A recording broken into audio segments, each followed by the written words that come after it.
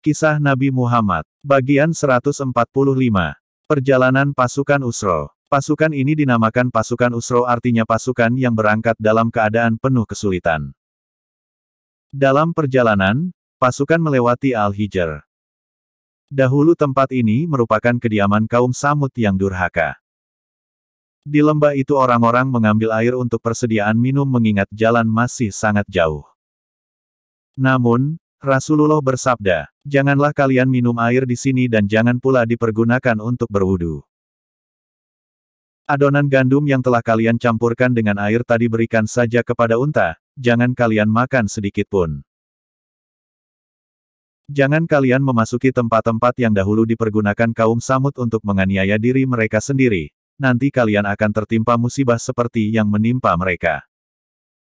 Kecuali jika kalian adalah orang-orang yang suka menangis jika mengingat dosa." Rasulullah segera mempercepat jalannya melewati lembah tersebut sambil menundukkan kepala. Di suatu tempat, pasukan berkemah dan Rasulullah berpesan, "Malam ini janganlah kalian keluar jika tidak disertai seorang teman." Pesan itu disampaikan karena Rasulullah tahu bahwa tempat itu tidak pernah dilalui orang. Dan hembusan pasir yang ganas sering mengubur orang maupun binatang. Akan tetapi malam itu ada dua orang yang melanggar pesan Rasulullah. Salah seorang menghilang di bawah angin dan yang satu lagi tewas tertimbun pasir. Perjalanan kembali dilanjutkan, tetapi para sahabat sangat khawatir karena persediaan air mereka kini tidak cukup. Maka Rasulullah pun berdoa. Dengan izin Allah, awan hitam datang bergulung-gulung dan turunlah hujan lebat yang memenuhi kebutuhan semua orang. Pada lain saat, dalam perjalanan itu persediaan makanan menipis dan para sahabat menderita kelaparan. Mereka meminta izin kepada Rasulullah agar diperbolehkan menyembelih unta-unta. Namun Rasulullah memerintahkan agar semuanya mengumpulkan makanan yang tersisa. Setelah terkumpul Rasulullah berdoa. Setelah itu beliau berkata, "Ambillah dan penuhilah kantong-kantong kalian." Maka para sahabat memenuhi kantong-kantong mereka sampai penuh. Kemudian mereka makan sampai kenyang, namun makanan itu masih tersisa. Rasulullah pun mengucapkan kalimat syahadat dan bersabda, "Tidaklah seorang hamba pun yang mengucapkan kalimat itu tanpa ragu, maka kelak ketika berhadapan dengan Allah, ia pasti akan masuk surga." Keberanian Rasulullah dan para sahabatnya menantang kekuatan yang jauh lebih besar. Bersumber pada rasa percaya diri. Orang Islam adalah kaum yang sepatutnya percaya kepada diri sendiri. Sebab kekuatan yang ada pada dirinya digantungkannya kepada kekuatan yang mengatur alam, yaitu Allah. Gelombang. Pasukan Romawi mundur. Akhirnya Rasulullah tiba di Tabuk. Mereka segera menyiapkan diri untuk bertempur. Di hadapan pasukannya, Rasulullah berpidato dengan penuh semangat. Beliau mengingatkan akan kebaikan dunia dan akhirat yang bisa dicapai dengan berjuang sungguh-sungguh.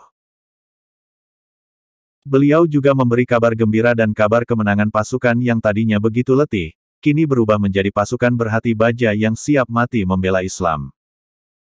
Kebulatan tekad pasukan Rasulullah ini terdengar oleh musuh. Keberanian Romawi ciut mendengar kehebatan pasukan Muslim menyeberangi gurun tandus dan cuaca yang sangat panas dan ganas dengan bekal seadanya. Tidak akan ada satupun kekuatan yang mampu menahan pasukan setangguh itu.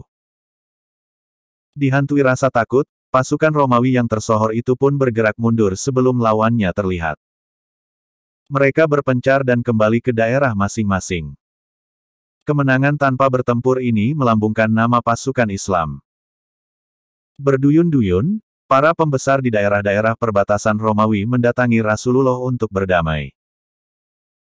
Para penduduk Jarba, Atsru dan Aila menyatakan tunduk di bawah pemerintahan Muslim. Penduduk suatu daerah yang tunduk kepada pemerintah Muslim namun tetap mempertahankan agama mereka, wajib membawa jizyah berupa sejumlah uang. Dengan demikian pasukan Muslim akan datang membela apabila suatu saat musuh menyerang daerah itu.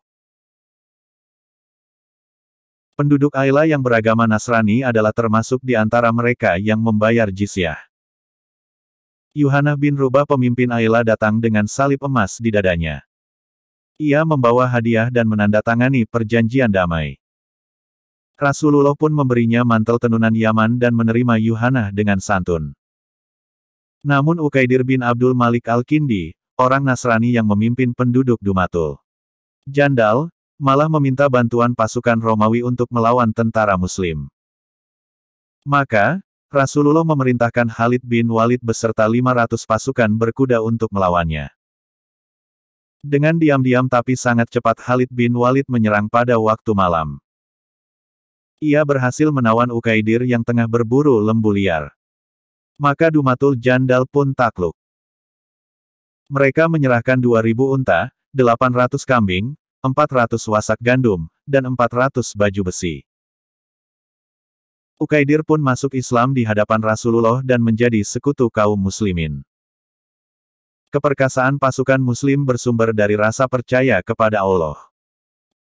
Siapa saja yang percaya kepada Allah, maka dia tidak akan merasa takut mengarungi lautan kehidupan. Dia tidak percaya bahwa akan ada kekuatan di alam ini yang sanggup merintanginya kalau tidak diizinkan oleh Allah. Dia tidak percaya bahwa dia akan ditimpa bahaya, kalau tidak telah tertulis lebih dahulu dalam ilmu Allah. Dia selalu berbaik sangka kepada Allah. Bersambung bagian 146.